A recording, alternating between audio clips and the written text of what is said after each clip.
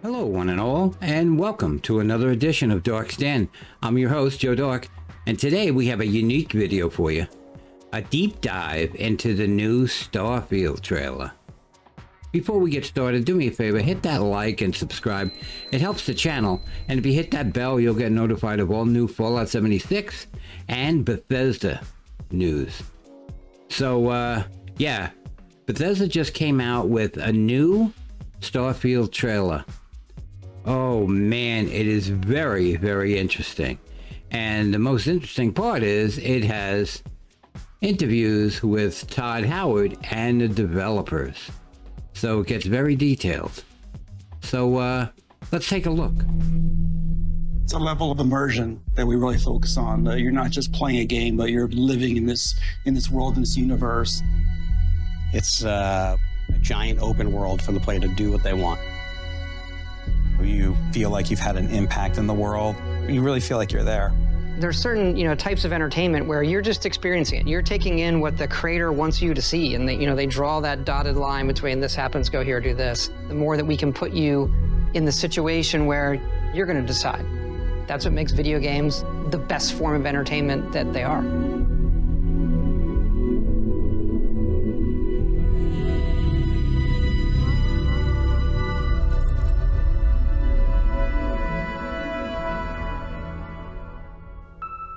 We don't just make RPGs, like we make simulations, and that leads to a lot of just crazy stuff that can happen and things you don't expect. Yeah, we always have those big fights like, what if combat breaks out right now, right? You have to handle that, right? Because it could. You can't control it. The only thing you control is that the game has to account for it somehow. We embrace the chaos, let it play out, and usually it's pretty fun.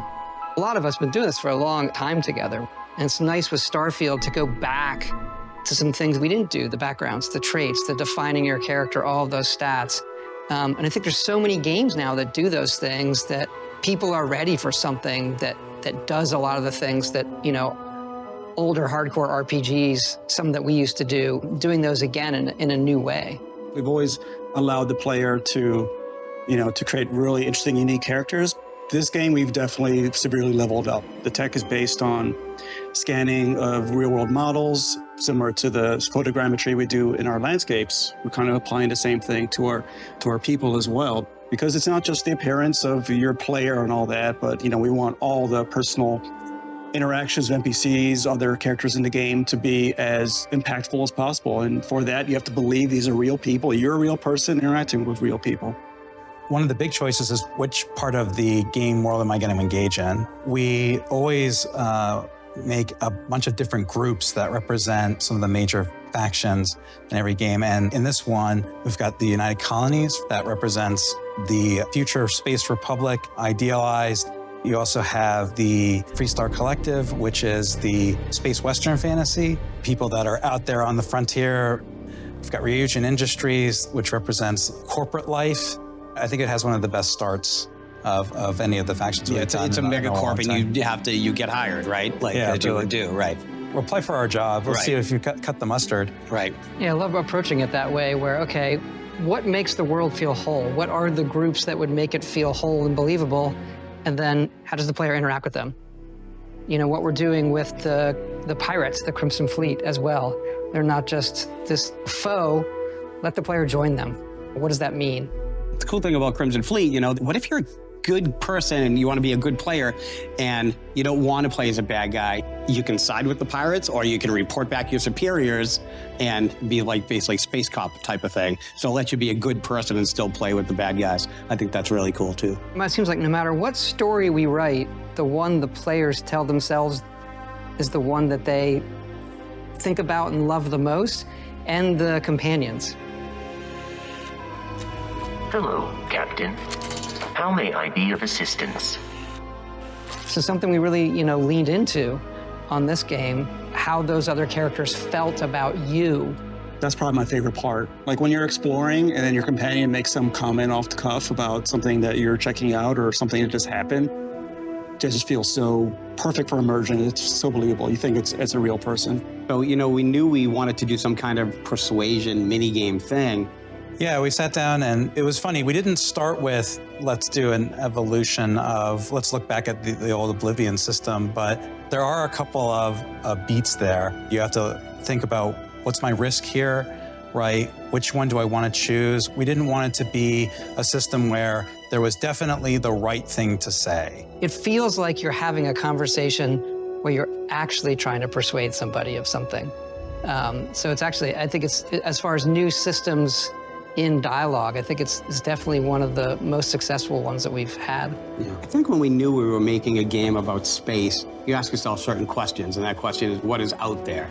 And so, as a game, we have romance, adventure, mystery, but I think with Starfield, there's this other layer of, you know, the cosmos and the universe and what is out there. At the end of it, we want the players to have told their own journey, but then look back at it, and we're asking the big questions. Why are we all here? Where is it leading? And what's next for humanity?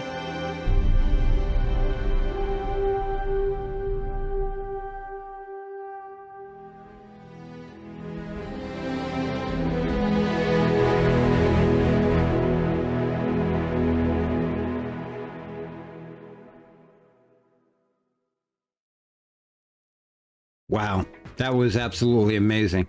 You know, they talked about different worlds, different NPCs, different characters, choices that you can make that would put you into different paths. It's, you know, they talked about companions. It's not just an RPG, it's not just an open world, but it's a simulation in a new way. This, let me tell you. They talked about pirates. They talked about corporate life. They talked about being the police of space. This game is going to be amazing. I can't wait. It sounds awesome. Over 20 years in the making. Apparently close to 25 years. Yeah, that's a long time for a game. They put a lot of thought and effort into this, so it's coming this winter, and I can't wait. I hope everybody enjoyed this quick video. Everybody have a great day. Take care.